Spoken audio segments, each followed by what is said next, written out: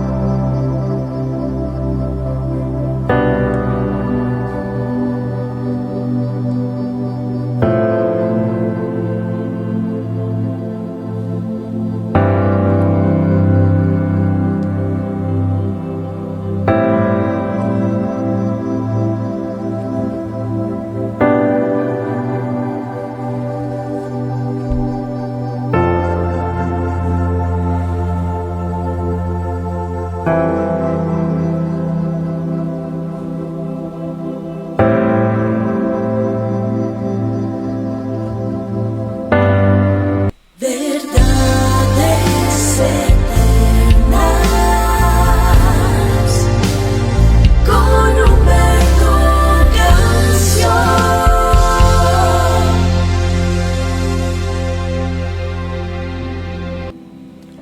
Padre amado, muy buenos días. Te damos infinitas gracias por permitirnos el honor de poder estar en este lugar. Sé que este momento tú lo has preparado para nosotros, para que podamos tener esa intimidad contigo. Bueno es saber que siempre que nosotros te buscamos en oración podemos hallarte. Bueno es saber que tus ojos están abiertos y tus oídos están atentos a la oración que se hace en este lugar, como tú lo prometiste, amado. Es un honor, un privilegio muy grande. Tu palabra enseña que tú andas buscando adoradores, seguramente porque están escasos los adoradores. Enséñanos a adorarte de la manera correcta, en espíritu y en verdad. No adorarte de mentiras. Adorar de mentiras es cuando simplemente adoramos cuando las cosas nos salen bien. Adorar de mentira es cuando adoramos porque hemos recibido algo de parte tuya. Pero el verdadero adorador, o la adoración del verdadero adorador, no depende de lo que podamos recibir. La fuente o el motivo del verdadero adorador es quien tú eres, no lo que podamos recibir. Así que hoy queremos adorarte con todas las fuerzas de nuestro corazón. Cuando hay verdadera adoración, independientemente de lo que nosotros podamos estar atravesando, siempre van a existir motivos para tener un corazón agradecido contigo. Y es que el fundamento de la gratitud, el fundamento de la adoración es la gratitud. Cuando hay corazones agradecidos, entonces hay adoradores genuinos.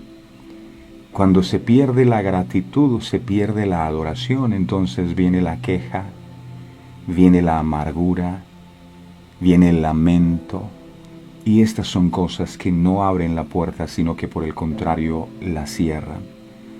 Por eso en el Salmo 104 tú dices: entrad por sus puertas con acción de gracias. No dice abren las puertas, sino entren. ¿Y cómo entramos? Con acciones de gracias. Y esas acciones van ligadas no a lo que decimos, sino a lo que hacemos. Hoy te pedimos, Señor, que nuestras acciones, que nuestra manera de actuar y nuestra manera de comportarnos, más allá de nuestras palabras, hablen de lo verdaderamente agradecidos que estamos contigo. Tú eres inmensamente bueno y todo lo que tenemos es gracias a ti. Por ti hoy volvemos a respirar. Por ti podemos caminar, tenemos un techo donde refugiarnos. Podemos contar con una familia por el privilegio tan grande de poder escuchar tu voz cada mañana. Son regalos de parte tuya.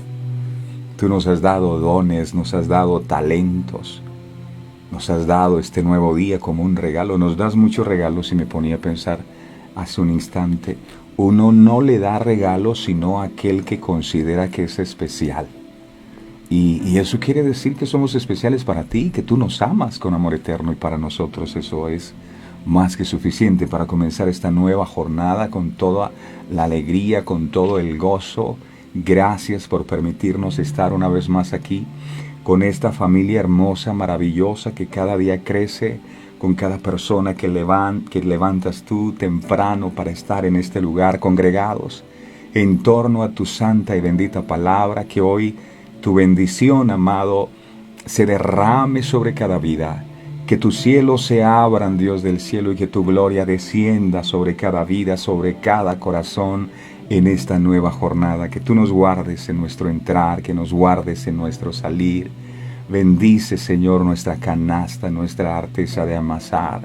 Que estemos encima y que nunca estemos debajo.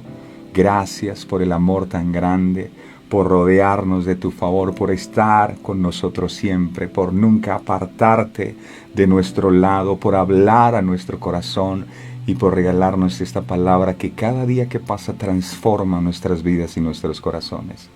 Te amamos, nos honra muchísimo poder estar aquí en esta cita contigo al comienzo de cada mañana. Gracias, Padre, gracias, Hijo, gracias, Espíritu Santo. Amén, amén y amén. Preciosa familia de verdades eternas, tengan todos ustedes muy, pero muy buenos días. La paz del Señor Jesucristo esté con todos ustedes. El Señor los bendiga, el Señor los guarde en gran manera. Estaba meditando en algo, y es en lo que pasó en tiempos del profeta Elías. Dice la palabra que por causa de la apostasía, es decir, se habían vuelto la espalda a Dios, en aquel tiempo vino una sentencia, y es: no va a llover más. Y durante 3 años y 6 meses no llovió. Ahora, si no llovía, la tierra no podía producir fruto. Y si no habían alimentos, empezaba a venir la necesidad, la pobreza, la ruina, la escasez. Era un tiempo difícil, como el que estamos viviendo, cuando observamos que la inflación está creciendo y que muchos alimentos están subiendo de valor, donde vemos que algunas personas no tienen para comer 3 veces al día. Era una situación que no era fácil, pero me llama la atención que Dios le dice al profeta, le dice: ve y escóndete en el arroyo de Kerit. Yo voy a enviar unos cuervos para que te sustenten. Y efectivamente, él tomaba agua del arroyo de Kerit, y cada día los cuervos, en la mañana y en la tarde, traían esos cuervos, ¿verdad? Traían alimento para el profeta. Pero un día, los cuervos no volvieron. Yo me imagino que Elías se levantaba y decía: pero y bueno, ¿y dónde están los cuervos? ¿Qué pasó, Dios, con mi provisión? Y tal vez hay alguien que se ha levantado en este día así. ¿Y ahora qué vamos a hacer, Señor? ¿Quién nos va a sustentar en tiempo de tanta necesidad que estamos viviendo? Y viene una palabra de parte de Dios. En el momento de dificultad vino una palabra, y una palabra puede marcar la diferencia en este día, ¿sabes? La palabra decía: yo le he dado la orden a una viuda para que te sustente. La viuda no lo sabía, el profeta tampoco, pero Dios ya tenía preparado lo que iba a hacer. Y lo mismo va a pasar contigo. De parte del Señor, déjame decirte, Dios ya ha dado la orden para que ese sustento que necesitas, esa provisión que necesitas, pueda venir. Tal vez lo que estás viendo es que no llueve sobre tus finanzas, lo que estás viendo es que los cuervos no volvieron a traer alimentos, pero tienes una palabra. Y si Dios lo dijo, Él lo hará. Así que no temas, no te angusties. Dios ha dado la orden ya. Así que no te preocupes. El Señor te bendiga. Qué bueno poder saludarlos a todos los que ya están conectados. Como siempre, no nos cansemos de hacer el bien porque a su tiempo segaremos si no desmayamos.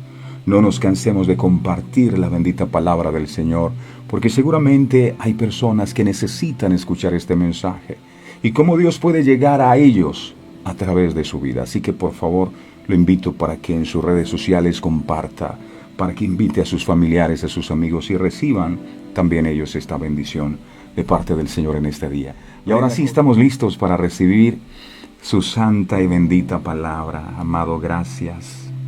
Gracias por tu palabra cada día. Te amamos, y te pedimos, Señor, que hables a nuestros corazones y que esa palabra que tú hoy traes la podamos atesorar y que esa palabra ungida por el poder de tu Santo Espíritu pueda dar fruto en nuestros corazones al 100%. No tiene sentido que el sembrador salga a sembrar y tú eres ese sembrador, y que parte de esta semilla no sea aprovechada correctamente. Por eso hoy abrimos nuestro corazón para que cada semilla pueda dar fruto abundante. Declaro, yo no soy el pastor, Jehová es nuestro pastor. Háblame, Señor, que tu pueblo escuche. El Espíritu de Jehová, el Señor, está sobre mí. Gracias, Padre. Gracias, Hijo. Gracias, Espíritu Santo. Bueno, mis amados, preparados en sus marcas. El tema que hoy vamos a estar compartiendo lo hemos titulado Sin salida. Sin salida. El libro de Nehemías, en el capítulo 11, en el verso 33, dice la palabra. Nehemías 11:33, seguimos estudiando estas ciudades. Dice, Hazor, Ramá, Gitaim. Para entrar en contexto, muchos de los israelitas que regresaron del exilio en Babilonia y que no fueron seleccionados para habitar en la recién reedificada Jerusalén, escogieron ciudades para establecerse juntamente con sus familias. Y nos llamó poderosamente la atención que hayan quedado registradas en la palabra el nombre de estas ciudades. Y todo lo que hay en la palabra de Dios es importante. Y por el Espíritu Santo nos dimos a la tarea de investigar qué significaban el nombre de cada una de estas ciudades, y el Señor realmente nos ha sorprendido. En esta ocasión, la ciudad que escogieron fue la más grande ciudad fortificada que estaba ubicada al norte de Canaán. Era conocida esa ciudad como Hazor o Azor, del hebreo Yaisor, que significa un lugar encerrado. Eso significa Hazor, un lugar encerrado. Por eso el título del mensaje, Sin salida. Si hacemos un poco de historia, encontramos que esta ciudad, en los días de Josué, era gobernada por un rey cananeo llamado Javín. Javín dirigió a su gente en contra de Josué, quien casi los aniquiló por completo. Se habla de este episodio en el libro de Josué, capítulo 11, verso 10. Miremos lo que pasó. Josué 11:10. Dice la palabra. Josué 11:10. Y volviendo Josué, tomó en el mismo tiempo a Hazor. Aquí está el nombre de Hazor. Dice, y mató a espada a su rey, pues Hazor, ahí está el nombre de nuevo, había sido antes cabeza de todos estos reinos. Era la ciudad principal. Era la capital de la república, por así decirlo. Casi 2 siglos después, otro Javín, que aparece registrado en el libro de Jueces, en el capítulo 4, que reinaba sobre Hazor, sobre esta misma Hazor, fue reconocido como rey de Canaán, pero Dios en esta ocasión usó a Débora y usó a Barak para subyugarlo y destruirlo. Esta ciudad de Hazor finalmente terminó siendo fortificada por el rey Salomón y haciendo parte, por supuesto, de Jerusalén. Primera de Reyes 9:15 dice, esta es la razón de la leva. Esa palabra leva significa reclutamiento forzado. Entonces, podemos decir, esta es la razón del reclutamiento forzado que el rey Salomón impuso para edificar la casa de Jehová y su propia casa, y dice, y Milo, y el muro de Jerusalén, y aquí está incluida Hazor, Megiddo y Geser. Ahí estaba incluida. Las ciudades de Geser, Megiddo y Hazor terminaron haciendo parte de Jerusalén bajo el reinado del rey Salomón. Hazor era una ciudad amurallada con 3 cámaras a cada lado de la puerta, a la que denominaron puerta de 6 cámaras. En su interior se pusieron bancos de piedra a lo largo de las paredes y en ellas se alojaban cuerpos de guardia. Miremos algunos registros arqueológicos de cómo era Hazor en su tiempo. Miremos. Así era Hazor.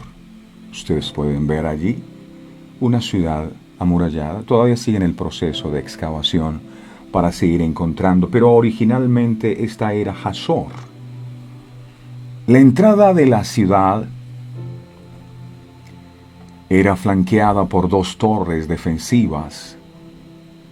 Todo el conjunto de la puerta estaba ensamblado a la muralla de Casamata, como se conocía a la muralla que rodeaba a la ciudad, excepto en Megiddo, que se unía a una muralla sólida de entrantes y salientes. Miremos. Las puertas originalmente estaban cubiertas y constaban de varios pisos. Tenían 2 grandes portones de madera en cada uno de los 4 accesos, asegurados a unos postes verticales que giraban en cajas de piedra. Por lo que se puede observar, Hazor era una ciudad que hacía honor a su nombre. Un lugar encerrado. Un lugar encerrado. Un lugar encerrado espiritualmente está hablando de un estado en el que nos parece que no encontramos salidas.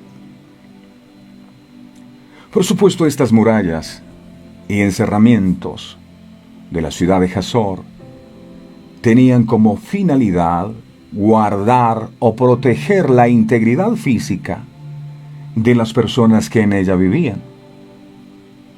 Los que han ido a Cartagena de Indias saben que es así. Hay una muralla que guardaba a la ciudad y la protegía de los piratas, de los corsarios y de la gente que quería tomar la ciudad.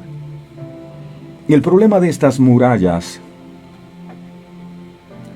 de protección es que los enemigos las podían terminar convirtiendo en sus propias cárceles o tumbas. Al ser sitiados, sus enemigos se quedaban apostados en las afueras de la ciudad, impidiéndoles que salieran a buscar alimentos. Entonces, mire, esto es tremendo. Ellos estaban dentro de la ciudad y decían: nosotros aquí estamos protegidos por estas murallas.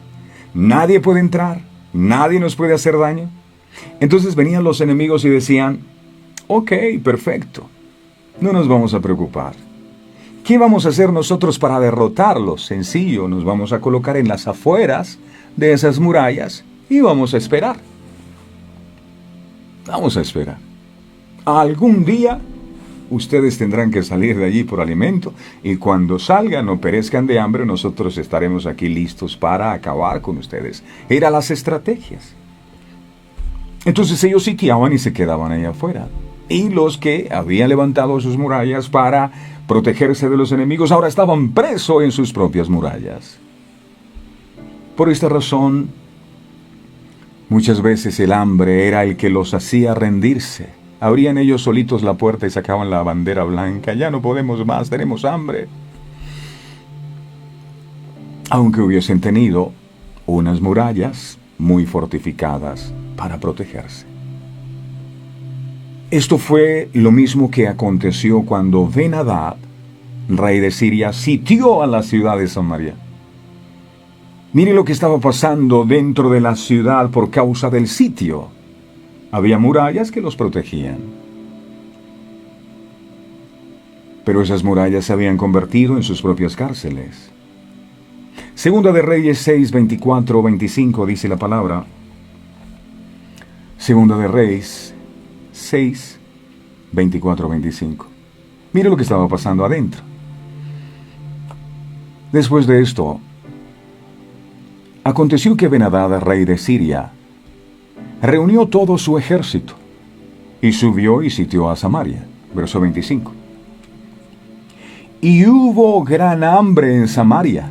Allá estaban dentro de las murallas, pero escaseó la comida. Y había tanta hambre que se comían a los hijos pequeños. A consecuencia de aquel sitio, dice, tanto que la cabeza de un asno se vendía por 80 piezas de plata, y la cuarta parte de un cap de estiércol de palomas por 5 piezas de plata. Imagínense. El problema de vivir en un lugar encerrado, como lo era Hazor, es que si no tenemos cuidado, esas murallas que un día levantamos alrededor de nuestras vidas para evitar que nuestros enemigos nos hicieran daño, se pueden terminar convirtiendo en el lugar de nuestro propio encarcelamiento. Tal vez muchos no están en una prisión física, pero sí encerrados en conflictos emocionales que los mantienen atrapados en su mente. A lo largo de nuestra vida, aprendemos distintas formas de defendernos ante nuestra vulnerabilidad, levantando murallas de defensa que usualmente construimos a través de nuestras malas experiencias, ya sea a temprana edad o en la adolescencia. Muchos en esas edades fueron tal vez ridiculizados, avergonzados, abusados, humillados, abandonados, anulados, etc. Lo que los obligó a levantar murallas o fortalezas que les han hecho creer que no son dignos de amor, de respeto o de algún tipo de consideración. Una de las mayores defensas de las personas que han sido expuestas a este tipo de trato degradante y humillativo es la desconexión emocional, es decir, tratar de no sentir. Es como poner una coraza o barreras a nuestro dolor, a nuestro miedo, a todas aquellas emociones desagradables para que no nos sigan causando más daño. Colocamos muros para que no nos hirieran y ahora estamos atrapados en esos muros. Lo que sucede es que si tratamos de no sentir, si tratamos de endurecernos para que no nos sigan haciendo daño, lo vamos a hacer con todas nuestras demás emociones. Por ejemplo, si voy al dentista y me anestesian para una muela, no sentiré, es verdad, el dolor, pero tampoco sentiré si me dan un beso en la mejilla o una caricia en el lugar anestesiado. No sentiré. Muchos no se abren a la oportunidad de volver a amar, porque su área sentimental, por las malas experiencias del pasado, se encuentra totalmente anestesiada. Y así es con todas las áreas. El que, por ejemplo, fue expuesto desde pequeño al maltrato físico y al abuso emocional o sexual, quedó encerrado en una cárcel de odio, en una cárcel de rencor, en una cárcel de resentimiento. Y como lo maltrataron, entonces se quiere vengar y lo logra convirtiéndose también él en maltratador o en abusador. Dizque para que no le sigan haciendo daño. Su cárcel, su muralla o su encerramiento no le permite comprender que eso que tanto repudiaba que le hicieran, ahora él lo está haciendo y no sabe cómo salir de ese círculo vicioso. Muchos se propusieron: yo no voy a tratar a mis hijos como mis padres me trataron a mí. Y resulta que cuando nos damos cuenta, estamos haciendo las cosas peor que lo que nuestros padres lo hicieron. ¿Por qué? Porque a raíz de lo que se vivió en la infancia, nosotros terminamos repitiendo los mismos patrones de comportamiento. ¿Eso qué quiere decir? Quedamos presos en una cárcel. ¿Por qué gritamos? Porque a mí me gritaron. ¿Por qué golpeamos? Porque a mí me golpearon. Eso es estar encerrado en una cárcel. Está preso en aquello que un día le sirvió aparentemente para defenderse. La evitación y la negación también son defensas que pueden terminar bloqueando nuestra vulnerabilidad e impidiendo que nos podamos abrir como personas. Estamos prevenidos todo el tiempo. Creemos que el mundo está contra nosotros y que todo mundo quiere hacernos daño. Estamos en una cárcel. Esa es la razón por la que muchos andan prevenidos, intolerantes, a los que no se les puede ni mirar ni hablar porque reaccionan de manera agresiva inmediatamente. Quedó en una cárcel metido. El enfado es una cárcel. La culpa es una cárcel, la vergüenza es una cárcel, la condenación es una cárcel. Y la exigencia con nosotros mismos son otras de las cárceles más comunes. Nos exigimos demasiado y somos muy implacables con nosotros mismos. No nos perdonamos nada, queremos ser perfeccionistas en todo. Y cuando las cosas no nos salen como anhelamos, entonces nos sentimos mal y nos queremos morir. Eso también es una cárcel. Cuando sentimos malestar, cuando nos exigimos estar en otro estado de ánimo, en el que no estamos, o enfadarnos, o culparnos, o avergonzarnos por no estar bien, son evidencias de que nos encontramos encerrados en una cárcel emocional de la que debemos ser liberados. Estar bien no es dejar de sentir emociones. Yo no puedo evitar sentir emociones. Lo que sí puedo hacer es evitar que esas emociones afecten mi vida. No puedo evitar pensar, no puedo evitar sentir. De manera que si usted no quiere sentir nada, termina encerrándose en una cárcel o colocando murallas, dizque para no sentir más dolor. Es que me han hecho tanto daño que ya yo no quiero volver a sentir más dolor. Y se quedan en una cárcel. No quieren sentir más emociones desagradables.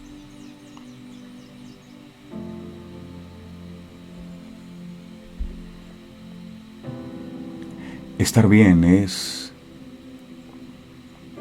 tener la capacidad de vivenciar y manejar nuestras emociones de una manera sana y de la mejor manera posible. El tratar de evitar nuestra vulnerabilidad también se nos puede convertir en una cárcel y puede traernos consecuencias en la relación con nosotros mismos y con los demás.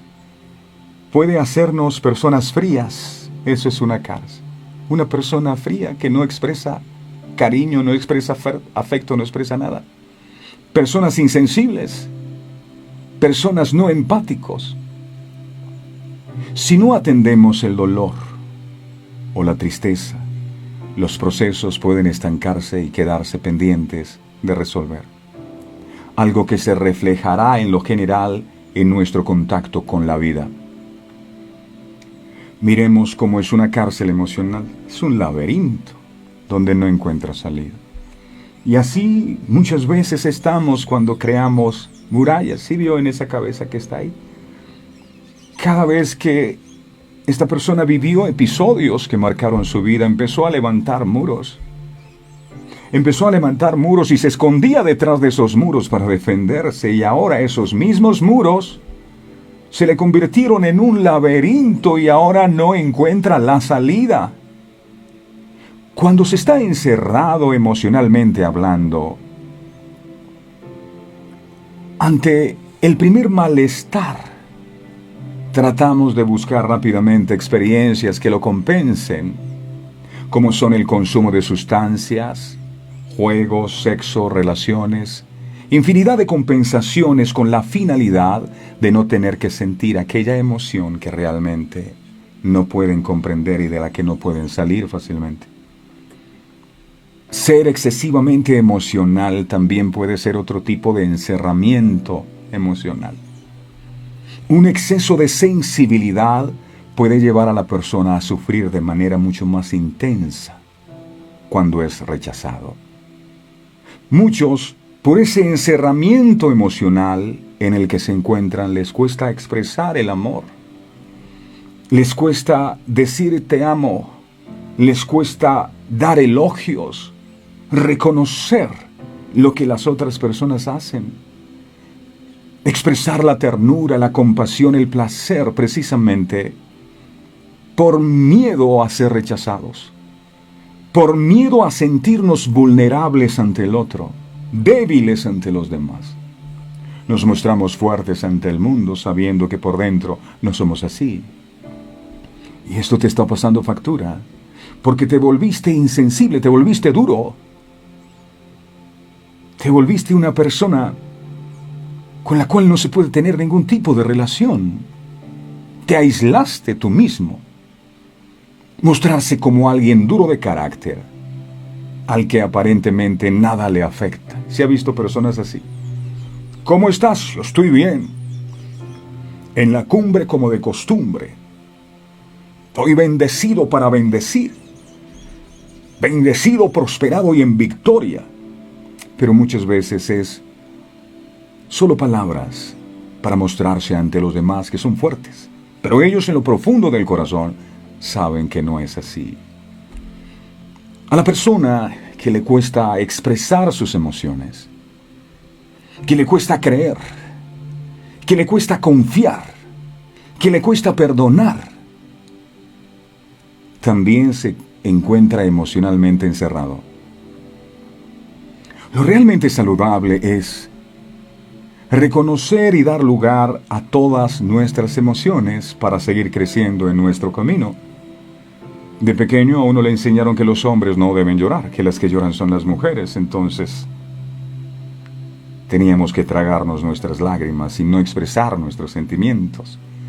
Y eso lo que hace es que al final llega un momento en el que eso explota, porque Dios nos hizo con estos sentimientos. ¿Alguien te ha lastimado? Tarde o temprano, a todos nos sucede. Nos hieren, nos engañan, o nos mienten, o nos maltratan. Es tan predecible como doloroso. Sin embargo, cuando sucede la mayoría, no estamos preparados. En nuestra indignación clamamos a Dios contra la persona que nos ha hecho mal. Pedimos justicia y hasta venganza, y terminamos haciendo que las cosas sean más difíciles para todos los involucrados, incluso para nosotros mismos. Si eso te ha ocurrido, es tiempo de que descubras cómo puedes activar el poder de Dios a tu favor la próxima vez que alguien te haga daño. Escucha. Para evitar eso, que termines encerrado en tu propia cárcel de amargura, de dolor y de resentimiento, lo primero es: identifica al verdadero enemigo. Es que me hirieron, me hicieron daño, me engañaron, me traicionaron. Lo primero que debes hacer es identificar al verdadero enemigo. Es aquí donde la mayoría de nosotros cometemos el error más grande. Identificamos a la persona que nos lastima como nuestro enemigo. Grave error. Cuando lo que la Biblia dice es, en el libro de Efesios capítulo 6, verso 12, dice la Biblia, Efesios 6, 12, porque no tenemos lucha contra sangre y carne, sino contra principados, contra potestades, contra gobernadores de las tinieblas de este siglo, contra huestes espirituales de maldad en las regiones celestes. Cuando la Biblia dice que nuestra lucha no es contra carne y sangre, lo que nos está diciendo es que nuestra lucha no es contra las personas que son las que tienen carne y sangre, sino contra lo que espiritualmente opera en esas personas que nos hicieron daño. Cuando Jesús está en la cruz del Calvario, Él dice: Padre, perdónalos porque no saben lo que hacen. ¿Qué estaban haciendo los soldados romanos? Flagelaron su espalda. Jesús dijo: ellos no saben lo que hacen. ¿Cómo que no saben? Le dieron los latigazos. Le clavaron sus manos al madero y sus pies también, y le colocaron una corona de espinas, hicieron escarnio de él. ¿Cómo que no saben lo que hace? Cuando Jesús dice: Padre, perdónalos porque no saben lo que hace, Jesús lo que estaba dejando en claro es que los que lo estaban crucificando no eran ellos, sino lo que espiritualmente operaba en ellos. Jesús entendía que la lucha de él no era contra carne y sangre, su lucha no era contra personas, sino contra principados, potestades, gobernadores de las tinieblas, huestes espirituales de maldad en las regiones celestes. Nuestra lucha no es contra personas, su lucha no es contra su cónyuge, ¿sabía usted? Pero es que yo lo odio por lo que me hizo, su lucha no es con él. Usted tiene que identificar al verdadero enemigo. Es que esa persona me abusó, me hizo daño. No era esa persona. El enemigo quería marcar su vida y lo ha logrado, usando a otro para que usted estuviera toda su vida metida en esa cárcel de dolor y sufrimiento. Cuando usted entiende que su enemigo no es la persona que lo hirió, su enemigo no es su cónyuge, su enemigo no es su hijo, su enemigo no es su vecino, su enemigo no es su suegra, su enemigo no son sus hermanos, su enemigo es lo que opera espiritualmente. Entonces no pierdas tu energía gritando, no pierdas tu energía enfureciéndote, ni tramando cosas contra las personas que te causan daño. Ellas están bajo la influencia del diablo. Apunta tu munición espiritual al blanco correcto, no es tu cónyuge. El enemigo se ríe porque él entra en escena, hace lo que tiene que hacer y empieza a reír. Mire cómo los tengo matándose los unos a los otros. Se odian, no se perdona. ¡Wow! Cumplí mi propósito. La lucha no es contra seres humanos. Es contra lo que opera. Es que mi hijo ya me tiene hasta la coronilla. Nada que cambia y cada día se hunde más y yo tanto que le predico y tanto que le hablo, ya no le vuelvo a decir más. Su lucha no es contra su hijo, sino con lo que está atando la vida de su hijo. Si ha de pelear, si a usted le gusta la pelea, entonces pelee con Satanás y sus demonios, que son los que quieren destruir tu hogar, los que quieren destruir tu economía, los que quieren destruir tu vida. No son las personas. ¿Cómo que no son las personas? Si esa persona con la que yo hice un negocio me falló, no son ellos, es lo que opera espiritualmente en ellos. Es el diablo quien está detrás de todo, así que ve tras él, no tras tus hijos. Tu guerra no es contra tus hijos. Tu guerra no es contra tu cónyuge. Tu guerra no es contra tus padres. Tu guerra no es contra el que te hizo daño. Tu guerra es contra Satanás, que los usó a ellos para dañarte. Satanás feliz, nunca le dices nada y la culpa se la echas toda a la persona que te hizo el daño. Ahora, una vez que hayas apuntado, dispara, que es el segundo paso. Dispara. Una vez que hayas apuntado tus armas espirituales en la dirección correcta, no le vayas a disparar al cónyuge. Estoy hablando espiritualmente, por favor. Dispara, golpea al diablo rápida y furiosamente con la palabra de Dios. Segunda de Corintios 10, 3 al 4 dice la Biblia.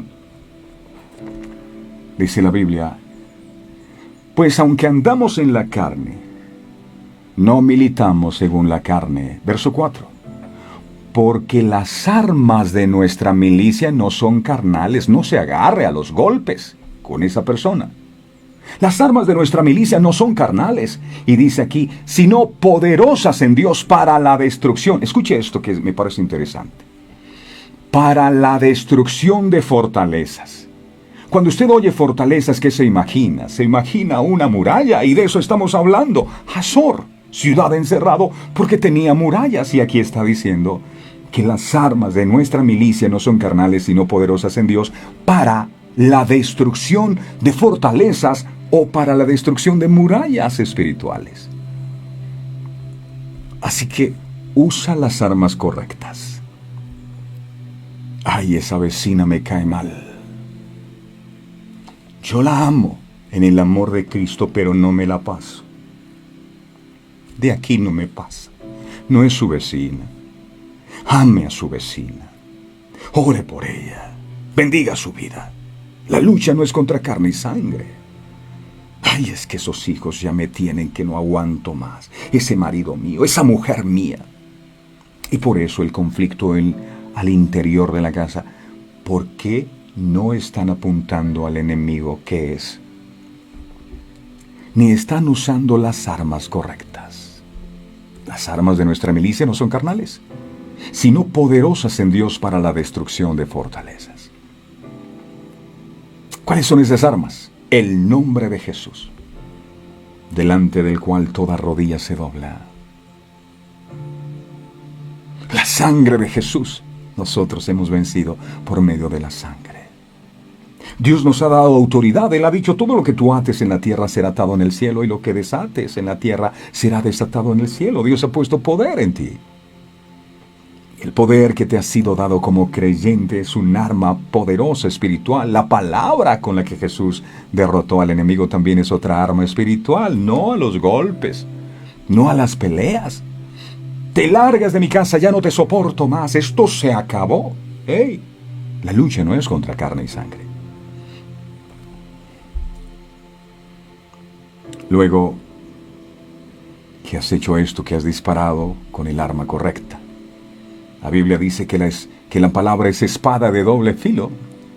Y la espada no es un arma de defensa, sino un arma de ataque. La espada, armas espirituales.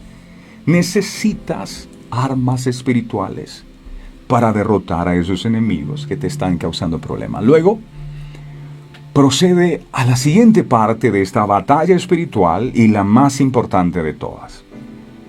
Número 3. Haz la oración de intercesión. Intercede. ¿Por quién? Por aquella persona que te hizo daño. ¿Cómo así? Claro. Mira, Mateo 5, 44, 45 dice la palabra de Dios. Aquí están las herramientas para no tener nosotros que vivir el resto de nuestras vidas levantando muros para que no nos hagan daño y vivir encerrados aquí. Dice, pero yo os digo, amad a vuestros enemigos. ¿Cómo usted me dice que yo ame a la persona que mató a mi hijo? ¿Cómo tú me dices que yo ame a la persona que me fue infiel, que me traicionó, que me engañó? ¿Cómo yo voy a hacer eso? No, yo tengo que odiarlo y tengo que pedirte a ti que no descansaré hasta que esa persona bote lágrimas de sangre. Porque yo no me olvido de todo el sufrimiento que he tenido que padecer por causa de lo que me ha hecho. Amad a vuestros enemigos, es lo que dice el Señor. Bendecid a los que os maldicen. Me están maldiciendo, están hablando mal de mí, entonces bendiga. Haced bien a los que os aborrecen. Y orad por los que os ultrajan y os persiguen. Esa es una forma para liberarnos de esas cárceles. Verso 45. Para que seáis hijos de vuestro Padre que está en los cielos. ¿Quién es un hijo de Dios? Recordemos, ¿quién es un hijo de Dios? Un hijo de Dios es aquella persona que ama a sus enemigos, no aquel que los odia. El que los odia no es un hijo de Dios. Un hijo de Dios es aquel que bendice al que lo maldice. El que maldice al que lo maldice no es un hijo de Dios. Un hijo de Dios hace bien a los que lo aborrecen. El que hace mal a los que lo aborrecen no es hijo de Dios. Un hijo de Dios ora por los que los ultrajan y los persiguen. Dice el verso 45, para que seáis hijos de vuestro Padre que está en los cielos, que hace salir su sol sobre malos y buenos. Ese sol que lo calienta a usted, calienta al asesino más terrible de la historia. Sí. Y que hace llover sobre los justos e injustos. Pedir que la venganza de Dios golpee como un rayo a quien nos hace daño, no es actuar como nuestro Padre lo haría. No. Recuerda que Dios tiene gran misericordia, no solo por ti, sino por todos. El diablo probablemente lo pensará 2 veces antes de volver a molestarte con una persona, porque el diablo dice, si yo uso esta persona para que le haga daño, lo que va a pasar es que esta persona va a bendecir a esta y yo no quiero que lo bendiga. Mejor lo voy a dejar quieto. Así que la próxima vez que alguien te lastime, para que no tengas que esconderte detrás de esas murallas que te han dejado sin salida y que te han robado la vida, que te han robado el gozo, que te han robado la paz. La próxima vez que alguien te lastime, no empieces a levantar muros para esconderte detrás de ellos, porque te puedes quedar encerrados en ellos. La próxima vez que alguien te lastime, activa el poder de Dios a tu favor. Identifica al verdadero enemigo, número 1. Golpéalo con la autoridad que te ha sido dada como creyente, con armas espirituales, no a los golpes. No es yendo al brujo para que le haga una maldición, una brujería, no. Luego, eleva una oración de intercesión por esa persona que te hizo daño. De esa manera sencilla, te podrás librar de la cárcel del resentimiento, de la cárcel de la amargura y del dolor. Hay personas que físicamente han ido a parar a una cárcel por algún delito cometido o incluso por injusticia, y han encontrado en la cárcel la libertad cuando han escuchado y creído en la palabra de Dios. Sí, sus cuerpos están detrás de barrotes, pero ellos saben que ya están libres porque han conocido la verdad y la verdad los ha hecho libres. Pero también se da el caso que podemos estar aparentemente en libertad, no detrás de barrotes, pero presos o encerrados espiritualmente. La palabra de Dios, cuando la aceptamos, tiene un primer efecto y es el de liberar nuestra mente de la opresión de la mentira que causa confusión y altera nuestra forma de actuar. Lo único que podrá quitarle el fundamento a una mentira es cuando la verdad es revelada. Lo explico de la siguiente manera. Si hay alguien que le dice que es multimillonario, que es demasiado rico, usted quiere hacerse amigo de esa persona, ¿verdad? Y si esa persona que usted considera supremamente rico y que le puede resolver su problema económico, le llama a altas horas de la noche y le dice, mira, ¿por qué no vienes a la casa y me haces un favor que necesito? Estoy seguro que usted salta de la cama porque el Señor es muy rico. Y si yo le hago un favor, esa persona me puede devolver el favor ayudándome. No es que uno sea interesado, pero... pero resulta que... Estoy exponiendo un ejemplo. No me miren así. Pero resulta que... usted se entera que esa persona, que le acostumbra a llamar a altas horas de la noche y le pide todo tipo de favores, resulta que usted se da cuenta que esa persona no tiene ni dónde caerse muerto. Usted conoció la verdad de esa persona. ¿Qué pasa? Ya usted no lo mira con el mismo respeto, ya no lo mira con la misma admiración de antes. Y si lo llama a que le haga un favor, usted le va a decir, yo para allá no voy. ¿Qué fue lo que pasó aquí? Que la verdad revelada le quitó el fundamento a esa mentira que lo mantenía esclavizado a usted. Eso pasa con la palabra. Jesús dijo en el libro de Juan 8, 31, 32. Él dijo entonces Jesús a los judíos que habían creído en él, si vosotros permaneciereis en mi palabra, ojo, es importante permanecer en la palabra, no solo oír la palabra y que se olvide, no. Si vosotros permaneciereis en mi palabra, o sea, creyendo lo que yo les dije, seréis verdaderamente mis discípulos. Y si permanecen en la palabra, verso 32 dice, conoceréis la verdad, y la verdad os hará libres. El enemigo te dice, tú no puedes cambiar. Tú tienes que estar esclavizado al alcohol, a las drogas. Tú eso no lo puedes dejar porque tu vida sin eso no es vida. ¿Eso qué es? ¿Una verdad de Dios? No, es una mentira. Y tú te la has creído, que no puedes ser feliz si no te embriagas. ¡Mentira! La Biblia dice, su verdad, dice, si alguno está en Cristo, nueva criatura es. Las cosas viejas ya pasaron, he aquí todas son hechas nuevas. Tienes entonces la mentira del diablo que te dice tú no puedes salir de eso, y la verdad de Dios que te dice yo. Y tú decides a quién le crees, si a la mentira del diablo o a la verdad de Dios. Cuando tú le crees a la verdad de Dios, esa verdad te hace libre. De manera que la próxima vez que el enemigo te quiera decir tú no puedes cambiar, tú le dices, eso es una mentira, Satanás, apártate de mí, porque escrito está, Dios ha hecho nuevas todas las cosas en mí. Amén. Igualmente, si estás en una cárcel de resentimiento con deseo de vengarte, es que yo no puedo perdonar. No. Padre, perdona nuestras deudas, así como nosotros perdonamos a los que nos ofenden. Tú nos diste ejemplo de perdón, y cuando yo no perdono me estoy haciendo superior a ti, así que yo decido perdonar ahora. En ese instante, cuando tú perdonas, esa cárcel de la amargura donde te encontrabas se abrirá y tú podrás salir de allí. La persona que pierde es la que no quiere perdonar. De manera que cuando tú perdonas no le haces un favor a otra persona, sino que te lo haces a ti. Tú eres el que vives amargado, encerrado en la cárcel del resentimiento, con odio, y no puedes disfrutar la vida. La mentira nos lleva a estar cautivos de nuestras emociones. Porque creerle a las mentiras implica no estar atento a escuchar la guía del Espíritu de Dios.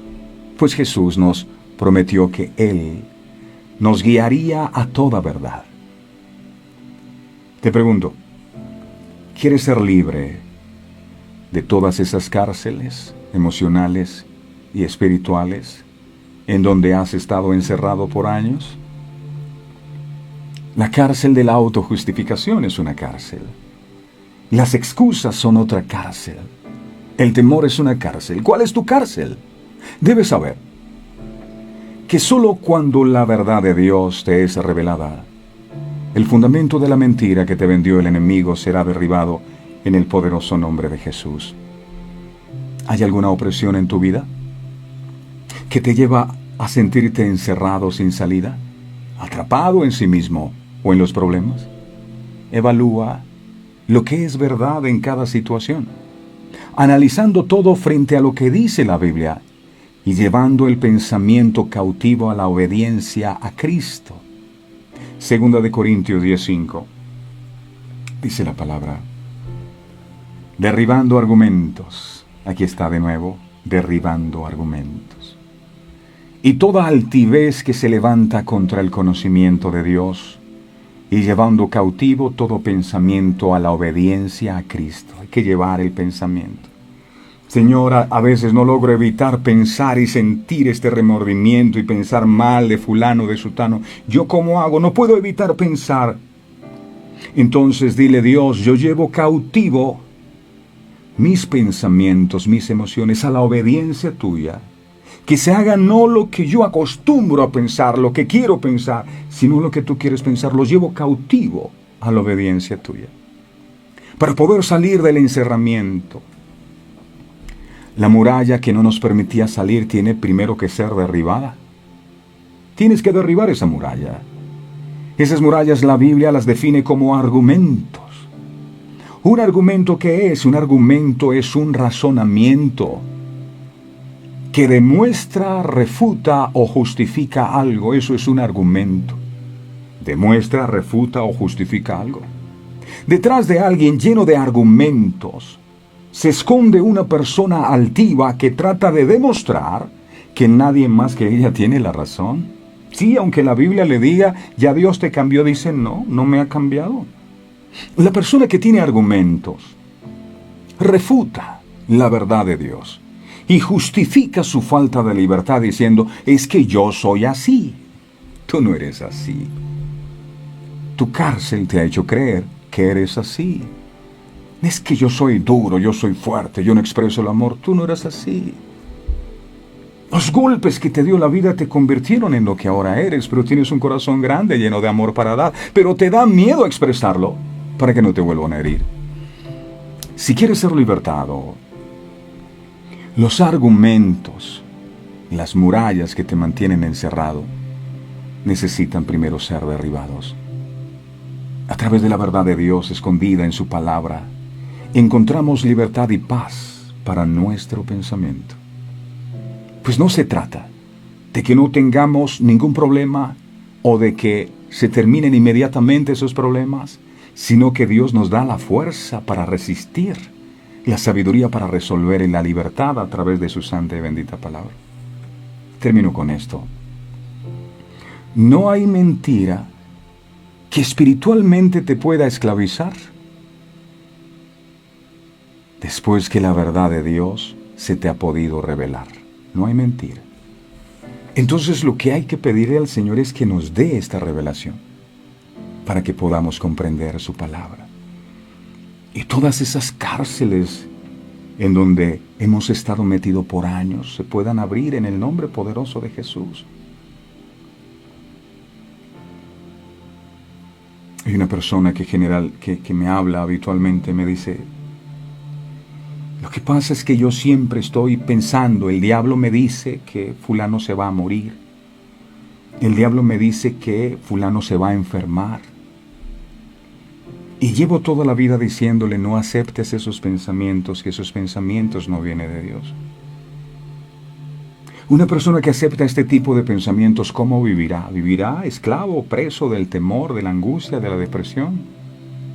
Y así a veces estamos, muchos, encerrados en la cárcel de la depresión, encerrados en la cárcel de la amargura, encerrados en la cárcel del resentimiento, encerrados en la cárcel de la incredulidad, encerrados en la cárcel de la duda y tantas cárceles que sabemos, Espíritu Santo de Dios, tú nos has estado revelando en este día porque quieres que vivamos en libertad. A libertad hemos sido llamados.